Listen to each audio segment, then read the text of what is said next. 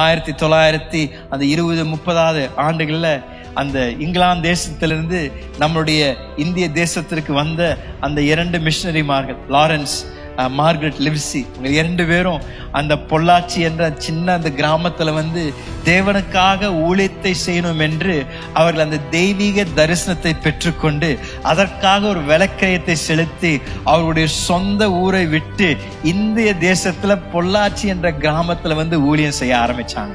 அவர்கள் அந்த ஊழியத்தை செய்ய ஆரம்பிக்கும் பொழுது தேவன் அவர்கள் மூலமாக ஒரு மிக பெரிய ஒரு தாக்கத்தை உண்டாக்கினார். அந்த கிராமத்துல முதலா ரட்சிக்கப்பட்ட முதல் மனிதன் நம்மளுடைய ஸ்தாபக போதகர் ஐயா யோபையா தான். 6 முகமா இருந்தவர்.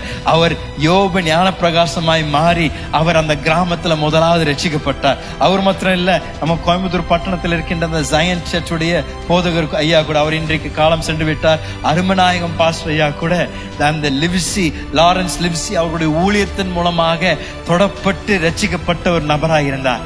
அவர்கள் அர்ப்பணித்து தேவனுக்காக அவர்கள் எல்லாம் விட்டு கொடுத்து இந்தியாவுக்கு வந்த நிமித்தம் அவர் ஒரு தலைமுறை மாத்திரம் தாக்கம் செய்யல.